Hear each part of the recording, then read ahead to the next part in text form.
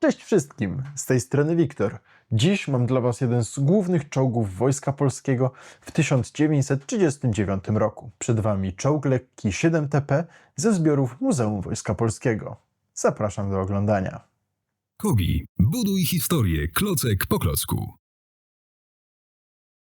Recenzją zestawu rozpoczniemy klasycznie od omówienia pudełka. Na pudełku przedstawione są wszystkie najważniejsze informacje, czyli mamy tutaj m.in. nazwę zestawu, ilość klocków, ilość figurek, numer katalogowy zestawu, skalę, a także logo Muzeum Wojska Polskiego, przy współpracy z którym ten model został wydany, oraz nazwę kolekcji i serii, w skład w której ten model wchodzi. I jest to Historical Collection World War II. Na odwrocie mamy przedstawione inne wartościowe informacje, m.in. niektóre funkcjonalności tego modelu, no ale nie zabrakło również specjalnej tabeli technicznej z wszystkimi najważniejszymi informacjami dotyczącymi tego pojazdu. Jest również podpisana z imienia i nazwiska figurka dołączona do tego zestawu, no i nie zabrakło fotografii oryginalnego czołgu 7TP, który znajduje się w zbiorach Muzeum Wojska Polskiego.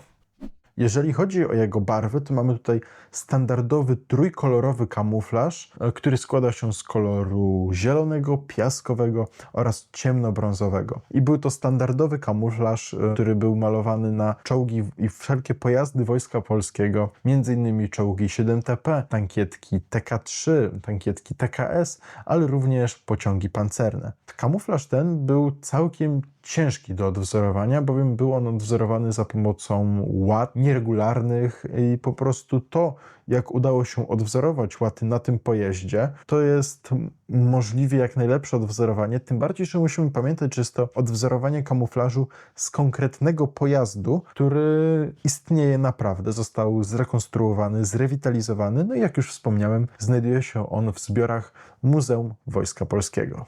Możemy już przejść do nadruków, które znajdują się na tym pojeździe, bo nadruków trochę jest i są z całą pewnością bardzo ciekawe. Przede wszystkim najpierw chciałbym zwrócić Waszą uwagę na takie niestandardowe nadruki. Między innymi z tyłu mamy dwa uchwyty do płyt pancernych, które były otwierane, no i dawały nam dostęp do przedziału silnikowego. Następne nadruki to między innymi te na wieży. Mamy tutaj specjalne nity, otwory strzelnicze do broni krótkiej, ale również szczeliny obserwacyjne dla załogantów. No i są tutaj zarówno z jednej strony wieży, jak i z drugiej. Oprócz tego mamy specjalny lewar, który znajduje się na jednym z płotników. Również można zwrócić uwagę na przykład na tą szczelinę, na ten preskop znajdujący się we włazie kierowcy, ale to, co jest najciekawsze i na co najbardziej chciałbym zwrócić Waszą uwagę, to pereskopy. Jeden znajdujący się na wieży, a drugi właśnie na otwieranym włazie. To są takie małe, bardzo malutkie niebieskie nadruki, które można powiedzieć się niczym nie wyróżniają, ale one są bardzo istotne dla historii tego pojazdu i dla historii chyba wszystkich współczesnych pojazdów pancernych. Dlaczego? To jest pyreskop inżyniera Gundlacha. Inżynier Rudolf Gundlach opracował specjalny pyreskop, który pozwalał dowódcy, stojąc w miejscu, mieć obraz sięgający 360 stopni. Stojąc w miejscu miał obraz w zakresie 360 stopni. Takie rozwiązania zostały potem skopiowane przez wojska radzieckie i między innymi znajdowały się w czołgach T-34. Te same pyreskopy i rozwiązania znalazły miejsce w czołgach alianckich, w późniejszych czołgach, które walczyły między innymi we Francji w 1944 roku. Tak więc pyreskop, który znajduje się w czołgu 7TP i w innych konstrukcjach pokrewnych, w innych konstrukcjach pancernych Wojska Polskiego z 1939, czyli między innymi tankietki TK3, tankietki TKS, no i inne pojazdy pancerne, było to na tyle rewolucyjne rozwiązanie, które znalazło zastosowanie w innych pojazdach i jest wykorzystywane po dziś dzień praktycznie na całym świecie. No i możemy przejść już do reszty szczegółów konstrukcyjnych tego pojazdu. No i myślę, że opowieść o tych pyreskopach była doskonałym przejściem do dalszej części, bo mamy tutaj m.in. ruchomą, unoszoną lufę 37 mm armaty Boforsa, czyli konstrukcji szwedzkiej. Piękna armata, bardzo dobrze wykonana, no i przede wszystkim piekielnie skuteczna. Niemieckie pojazdy, praktycznie wszystkie, które walczyły w roku 1939, czyli Panzer 1, 2, 3, 4, a także konstrukcje czeskie, Panzer 35 i 38T nie były w stanie oprzeć się tej armaty nie były w stanie się przeciwstawić. Ich pancerz był na tyle czuły, nie był na tyle wytrzymały, żeby wytrzymać uderzenie z polskiej 37 mm armaty. Oprócz tego razem z armatą mamy sprzężony CKM, czyli ciężki karabin maszynowy wzór 30. Mamy tutaj polskiego właśnie Browninga na amunicję 7,92 mm. Idąc dalej, no jak już jesteśmy w wieży, to oczywiście wieża jest obrotowa w zakresie 360 stopni. No i mamy otwierany włas, gdzie znajduje się wspominany przeze mnie wcześniej pyreskop. Włas, w którym możemy włożyć dołączoną do zestawu figurkę, ale sama figurka jest na tyle wyjątkowa, że o niej też opowiem więcej później. Idąc dalej, jak już jesteśmy przy załogantach i komforcie załogi, no i przy włazach, warto wspomnieć o włazie, który znajduje się w kadłubie. Właz otwierany, no i mamy tutaj właśnie właz dla kierowcy naszego czołgu 7TP, który, no jak już powiedziałem, również jest otwierany. Idąc dalej, wejdziemy trochę do środka naszego pojazdu, a to dlatego, że jest to oczywiście możliwe dzięki projektantom KOBI, którzy zaprojektowali tak 7TP, by można było mu zdjąć wieżę razem z całą płytą pancerną i możemy zajrzeć do środka. A w środku znajduje się m.in. fotel kierowcy. Mamy tutaj również miejsce dla dowódcy oraz ładowniczego. No i mamy tutaj całkiem pokaźny zestaw amunicji.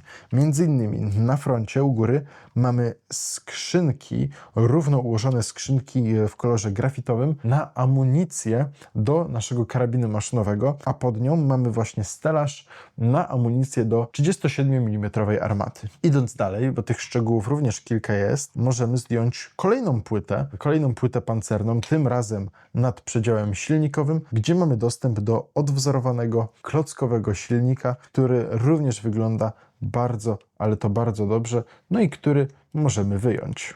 Tak prezentuje się serce czołgu 7TP, czyli podstawowa jego jednostka napędowa, silnik, który został bardzo starannie, no i oczywiście ładnie odwzorowany.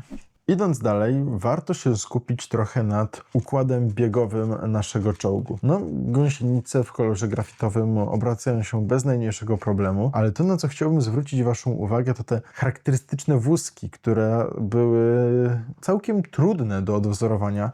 Były to bardzo czułe elementy tego pojazdu. No i pamiętajmy, że to nie był nasz rodzimy pomysł, tylko była to konstrukcja wzorowana na czołgu Vickers, na brytyjskim czołgu Vickers. No i właśnie to całe podwozie jest praktycznie tak odwzorowane. Warto też pochylić się trochę nad samą nazwą 7TP, która dla niektórych może być enigmatyczna, bo co oznacza 7TP? Jakiś anonimowy skrót literek i cyfry? Otóż nie. Odkryję przed Wami te tajemnicze karty i powiem, że 7TP to rozwinięcie skrótu 7-tonowy polski. Chodziło o wagę czołgu 7TP. Oczywiście było to trochę zaniżone, bo w rzeczywistości 7TP ważył około 9 ton.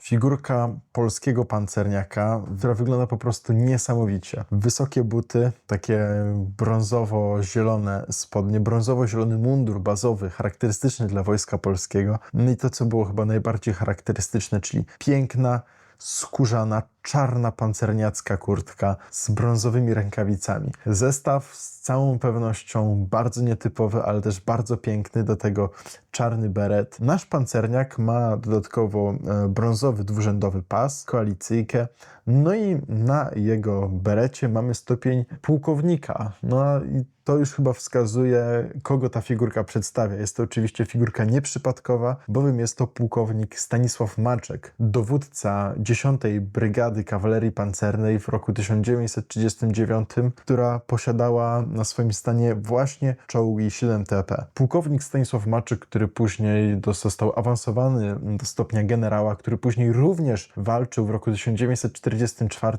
we Francji, również w Wojsku Polskim. Postać z całą pewnością bardzo zasłużona. No i to, że znajduje się on w tym zestawie, jest z całą pewnością fantastycznym ruchem, fantastycznym posunięciem. No i przypomina nam, przedstawia sylwetkę jednego z polskich bohaterów, nie tylko właśnie z września 1939 roku, ale również z całej II wojny światowej. Oprócz tego do zestawu już jako zakończenie warto wspomnieć, że została dołączona specjalna tabliczka ekspozycyjna z nazwą zestawu. Mamy tutaj polską flagę, no i podpis czołg lekki 7TP, skala 1:1000. do 28. To już wszystko na dziś. Dajcie znać, co sądzicie o tym kultowym czołgu w komentarzach pod tym filmem. Zachęcam też do odwiedzenia naszych innych mediów społecznościowych na Facebooku, Instagramie i TikToku, gdzie publikowane są nowości i inne ważne informacje. Do usłyszenia w następnej recenzji i pamiętaj, buduj historię, klocek po klocku.